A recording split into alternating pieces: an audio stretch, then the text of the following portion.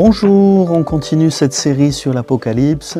Nous avons vu les grands avertissements de Dieu au travers de la nature qui est touchée, de l'influence démoniaque et d'une grande guerre qui vient dans les temps de la fin, qui vient comme sceller l'histoire des hommes et comme les avertir une dernière fois pour les pousser à la repentance avant qu'il soit trop tard.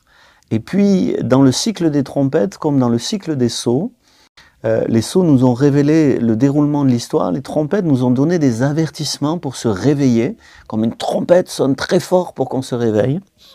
Dans le cycle des trompettes, comme pour les sceaux, il y a comme un interlude ou un intermède entre la 6e trompette et la 7e trompette.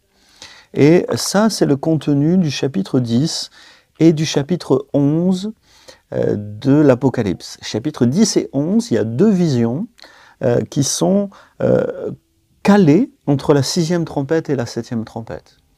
Et avant de mentionner cette 7e trompette, qui est aussi un malheur, mais qui n'est plus un malheur d'avertissement, mais comme un malheur final qui va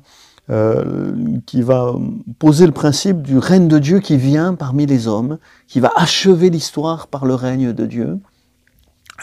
Avant, il y a comme une mise en lumière, comme le peuple de Dieu avait été mis en lumière dans le cycle des sceaux, il y a une mise en lumière dans le cycle des trompettes qui tourne autour du prophétisme, de l'esprit prophétique, de la prophétie de Jean, d'ailleurs au chapitre 10 en particulier. Il est question de la prophétie de Jean. Il a une vision, il voit un ange puissant. Voilà, il y a des caractéristiques, sans rentrer dans tous les détails, il y a 7 tonnerres. Il allait écrire ce que les 7 tonnerres lui ont révélé, mais il n'écrit pas.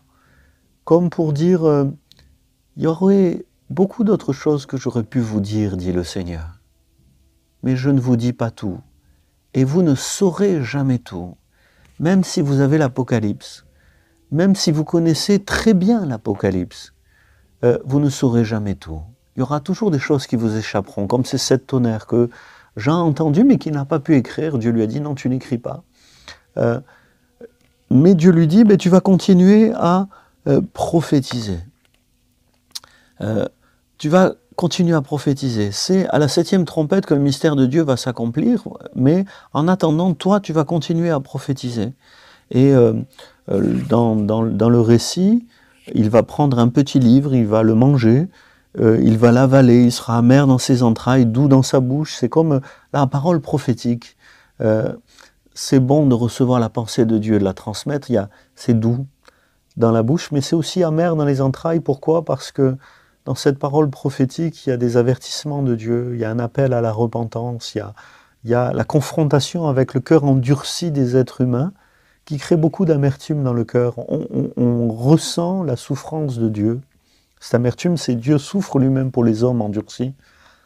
Et pourtant, on prophétise pour les amener encore à la repentance. Comme le dit le verset 11 du chapitre 10, « Il faut que tu prophétises de nouveau sur beaucoup de peuples, de nations, de langues et de rois. » C'est-à-dire que donc ce chapitre 10, c'est clair, c'est la voix prophétique de Jean, où tout n'est pas dévoilé, mais où l'Apocalypse va se poursuivre. La 7e trompette, c'est la fin des temps. Le règne de Dieu est là, le mystère de Dieu est accompli. Et pourtant, l'Apocalypse ne s'arrête pas au chapitre 11. Au contraire, chapitre 11, c'est la moitié du livre. Il y aura encore, du chapitre 12 jusqu'à la fin, encore bien d'autres révélations. Il faudra continuer à prophétiser. La prophétie de Jean se poursuit. La prophétie scripturaire continue à se réaliser, continue à être approfondie quand on l'étudie, tout simplement.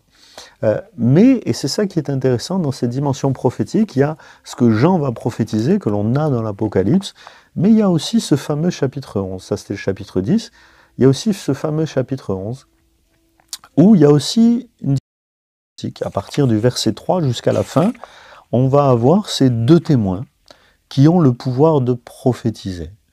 Alors, sans rentrer dans les détails, là aussi, il y a plusieurs hypothèses sur ces 2 témoins, peut-être 2 hommes particuliers dans la fin de l'histoire qui vont jouer un rôle particulier, notamment pendant une période de 3 ans et demi, c'est possible.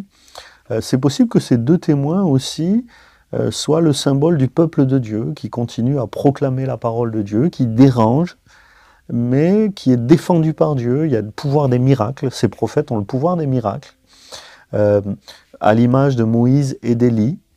Alors même certains sont très littéralistes et se disent c'est peut-être un retour de Moïse et d'Élie ou un retour de Enoch et Élie, deux qui avaient été enlevés et qui pourraient revenir. C'est dur de dire que c'est pas ça, mais c'est pas impossible que ce soit ça, c'est pas certain non plus. En tout cas, et moi je trouve que c'est le message qui est intéressant, ces deux témoins, ils prophétisent. Et ils vont déranger le monde par leur prophétie. Et moi je trouve que c'est intéressant parce qu'il y a la prophétie de Jean, celle des Écritures, et puis il y a le mouvement prophétique dans l'histoire de l'humanité. Mouvement prophétique qui est arrivé à un sommet au XXe et au XXIe siècle avec le pentecôtisme et le mouvement charismatique. On est à un sommet du mouvement prophétique. Bien sûr, il peut y avoir des écueils et des erreurs, mais jamais dans l'histoire de l'humanité, dans l'histoire de l'Église, il y a eu autant de prophéties que de notre temps. Et ça dérange.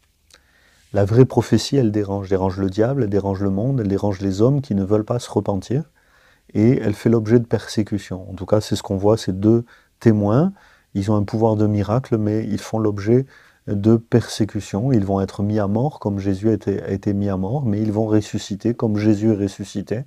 Ils sont à l'image de leur maître, au service du maître, pour apporter la parole de Dieu. Et quelque part, au sein du cycle des trompettes, la voix prophétique, elle est aussi source d'avertissement.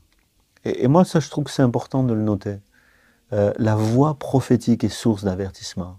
Il y a les avertissements qu'on reçoit de la nature, il y a les avertissements qu'on reçoit de voir la puissance des ténèbres au milieu des hommes, et les avertissements que les guerres nous apportent aussi, mais l'avertissement par excellence, voulu de Dieu, c'est quand le Saint-Esprit remplit quelqu'un et le pousse à prophétiser. Ça, c'est l'avertissement par excellence que l'on doit entendre. Que celui qui a des oreilles entende la voix prophétique et se laisse avertir aussi.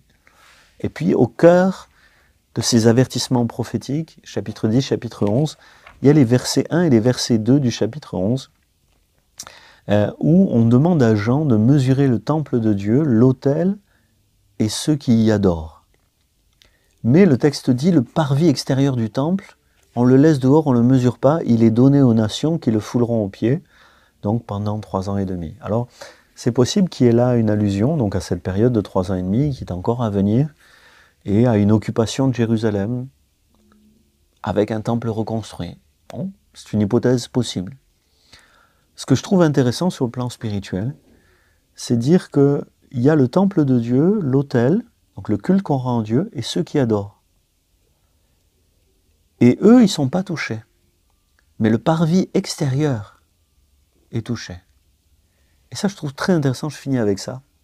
C'est Dieu livre aux nations ennemies l'extérieur. Mais l'intérieur est préservé. Et au fond, dans la vie du Saint-Esprit, il y a des choses extérieures qui peuvent être touchées comme voilà, un temple détruit, un temple attaqué, une ville occupée. Des choses extérieures qui peuvent être touchées. Mais le temple intérieur du Saint-Esprit, le temple intérieur que nous avons en nous, qui croyons en Jésus, qui avons la présence de l'Esprit dans nos vies, cette adoration, ce culte qu'on rend à Dieu, rien ne peut l'atteindre. La voix intérieure du Saint-Esprit, au cœur des avertissements du mouvement prophétique, il y a la voix intérieure du Saint-Esprit, qu'aucun ennemi ne peut atteindre, et que Dieu maintient. Et c'est ça aussi un grand avertissement. Garde la voix intérieure du Saint-Esprit. Garde l'adoration. Et tu resteras fidèle au Dieu qui inspire les prophètes. Amen.